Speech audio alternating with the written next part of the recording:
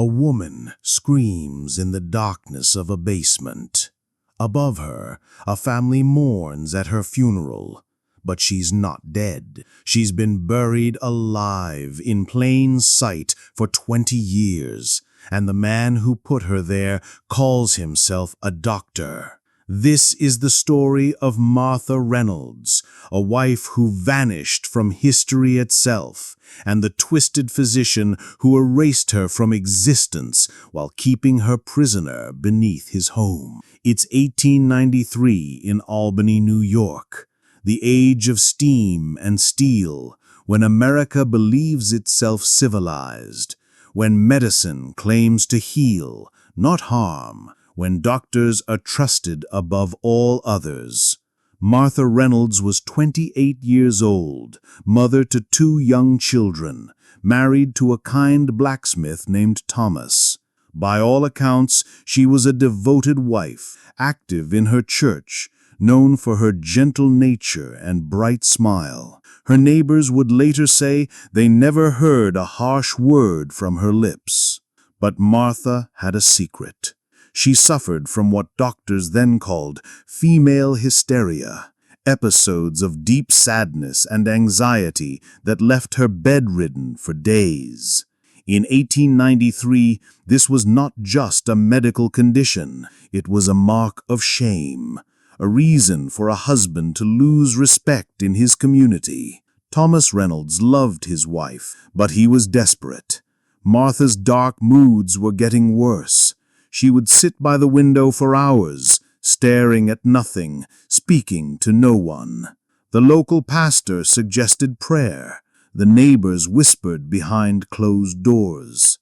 Then Dr. Edmund Hartwell arrived in Albany. Hartwell was a tall, thin man with pale eyes and hands that never seemed to stop moving. He carried himself with the authority of education, speaking in measured tones about the latest advances in treating the mind. He had studied in Philadelphia, he claimed. He understood women's delicate conditions better than any country doctor. When Thomas brought Martha to see Dr. Hartwell, the physician examined her with clinical interest. He asked her strange questions. How often did she feel hopeless? Did she ever wish to harm herself? Did she hear voices when alone? Martha answered honestly, trusting this learned man to help her. Dr. Hartwell nodded thoughtfully. Then he delivered his diagnosis with the weight of absolute authority. Martha Reynolds was suffering from acute melancholia with dangerous tendencies. Left untreated, she would surely harm herself or others. The only cure was immediate isolation and intensive treatment at his private facility. Thomas was horrified. But Dr. Hartwell was persuasive. He spoke of miracle cures, of women restored to perfect health through his methods. He showed testimonials from grateful families. Most importantly, he promised complete discretion. No one need know Martha was receiving treatment. The arrangement was simple. Martha would stay at Dr. Hartwell's private clinic, a converted mansion on the outskirts of town. Thomas would tell everyone she had gone to care for a sick aunt in Rochester. When she returned, she would be completely cured. Thomas paid the substantial fee. Martha kissed her children goodbye, believing she would see them again in a few months. She never would. For 2 weeks, Thomas heard nothing. When he visited the clinic, Dr. Hartwell explained that Martha was making progress, but needed complete isolation from outside influences.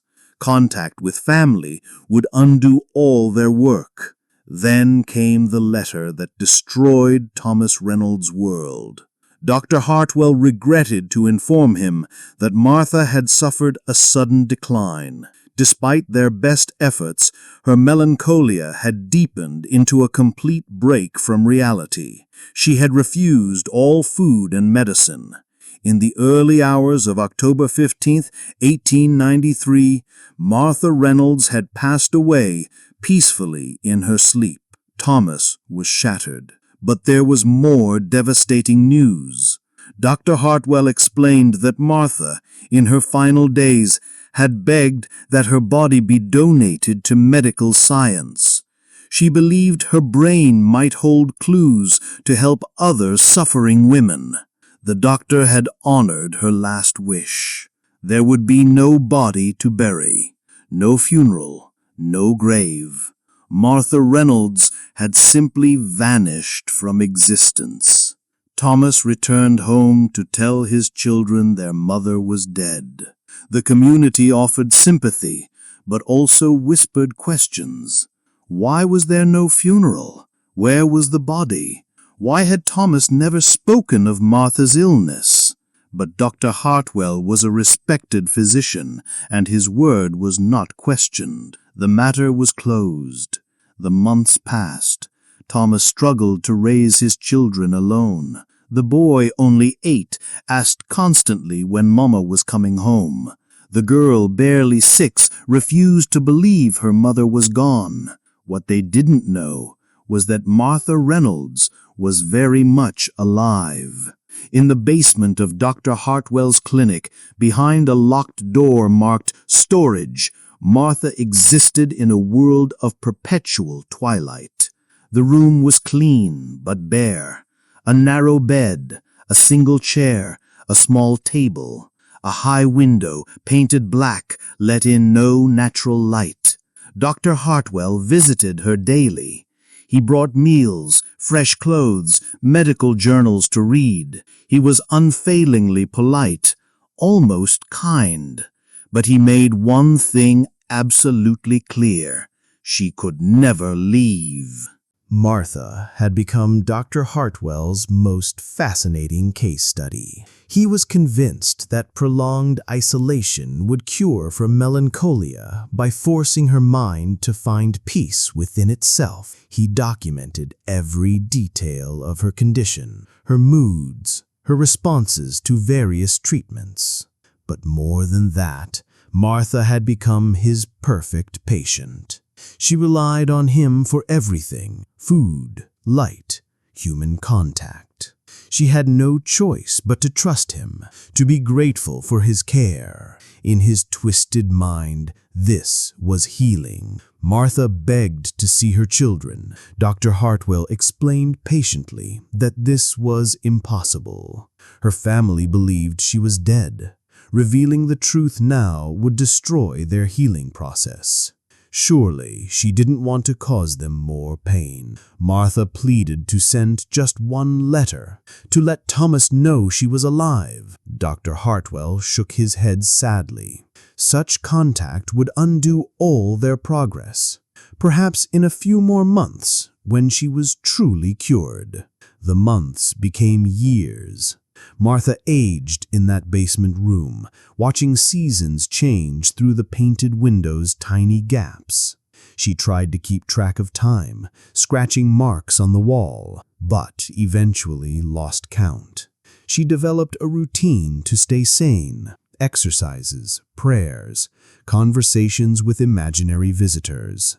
Dr. Hartwell continued his documentation. Martha's case became the centerpiece of several papers he published in medical journals.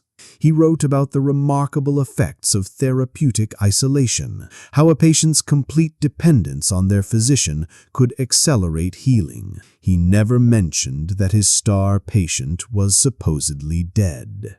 If you're wondering how this level of deception was possible, drop a comment below with your theory. And if you're not already subscribed, hit that button now, because this story gets even darker. Above ground, life moved on. Thomas Reynolds eventually remarried, a kind widow who helped raise Martha's children. The boy grew into a man, the girl into a young woman. They kept their mother's memory alive through stories and a small photograph on the mantelpiece. Dr. Hartwell's practice thrived. He became known throughout Albany as a specialist in women's mental conditions. Families brought him their troubled daughters, their melancholy wives, their hysterical mothers. Most patients stayed for weeks or months before returning home, grateful and cured. But some, like Martha, simply disappeared. By 1910, Dr. Hartwell had at least 3 women living in basement rooms. He called them his long-term studies. To the outside world, these women were either dead or had moved away for treatment. To Dr. Hartwell, they were living proof of his revolutionary methods. Martha, now 45 years old, had become the senior resident of this underground world. She helped care for the newer patients, sharing her hard-won knowledge of how to survive in captivity. She had given up hope of escape, but had found purpose in protecting others. Then came the fire. On a cold February night in 1913, an electrical fault in Dr. Hartwell's clinic started a blaze in the upper floors. The doctor managed to escape, but in his panic, he left behind the keys to the basement rooms. Martha smelled smoke. She heard shouts from above. When she tried her door, she found it unlocked. Dr. Hartwell had opened it in his haste to evacuate his official patients. For the first time in 20 years, Martha Reynolds walked free. She helped the other imprisoned women escape through a basement exit that led to the garden. Then, as sirens wailed in the distance, Martha Reynolds made a choice that would change everything. Instead of running, Martha Reynolds walked to the front of the burning building and surrendered herself to the Albany police. The officer who found her, Sergeant Patrick O'Brien, would later say it was the most shocking moment of his career. This middle-aged woman, dressed in a simple gray dress, calmly introduced herself as Martha Reynolds and asked to be taken to see her husband. When told that Martha Reynolds had died 20 years ago, she smiled sadly and said, "No, officer, I've been very much alive, and I have quite a story to tell." The investigation that followed shook Albany to its core. Police found Dr. Hartwell's basement prison, his detailed journals documenting years of illegal imprisonment, his correspondence with other physicians interested in his isolation therapy methods. Thomas Reynolds, now 52 and remarried, nearly collapsed when told his first wife was alive. Martha's children, now adults with families of their own, struggled to process the return of a mother they'd mourned for decades. Dr. Hartwell was arrested but died of a heart attack before his trial. His extensive notes revealed the scoop of his crimes. Dozens of women subjected to unnecessary treatment, at least 7 held prisoner for years, several who had died in his care and been secretly buried on his property. The woman who emerged from Dr. Hartwell's basement was not the same person who had entered it. 20 years of isolation had changed her in fundamental ways. She spoke softly, moved carefully, startled at sudden sounds. She had developed a habit of hoarding food, of checking locks multiple times, of sleeping with her back to the wall. But Martha Reynolds had also developed an unshakable strength. She testified at hearings that led to new laws protecting patients' rights. She spoke publicly about the dangers of unregulated private medical facilities. She worked tirelessly to locate other victims of similar crimes. Martha lived another 15 years after her escape, dying peacefully in 1928 at age 63. She never fully recovered from her ordeal, but she found purpose in ensuring no other woman would suffer as she had. Her story raises questions that echo through history to this day. How many Martha Reynolds were there? How many women vanished into the shadows of 19th century medicine, their families told they were dead, while doctors kept them as living experiments? Dr. Hartwell's journals, preserved in the Albany Historical Society, reveal a chilling truth. He genuinely believed he was helping his patients. In his mind, the women in his basement were receiving the finest care available. Their isolation was therapeutic. Their dependence was healing. This delusion of benevolence makes his crimes even more horrifying. He wasn't a monster who knew he was doing evil. He was a monster who convinced himself he was doing good. The medical establishment of 1893 enabled men like Hartwell through willful ignorance. They didn't ask hard questions about his methods because his results seemed impressive. Women went to him troubled and either returned cured or disappeared entirely. Either way, the problem was solved. Martha's case exposed the dark reality behind this success rate. The women who recovered had learned to hide their symptoms to escape. The women who disappeared weren't cured. They were imprisoned or dead. Her story also reveals the terrible vulnerability of women in an age when their word carried little weight against the doctor's authority. Martha tried to resist her imprisonment, but who would believe a hysterical woman over a respected physician? The basement where Martha spent 20 years of her life still exists. The building that housed Dr. Hartwell's clinic has been converted into apartments, but the underground rooms remain largely unchanged. Current residents report strange sounds at night, footsteps, whispered conversations, the soft sound of weeping. Whether these are ghostly echoes or simply old buildings settling is unknown, but Martha's story serves as a reminder that some wounds leave scars on the very places where they occurred.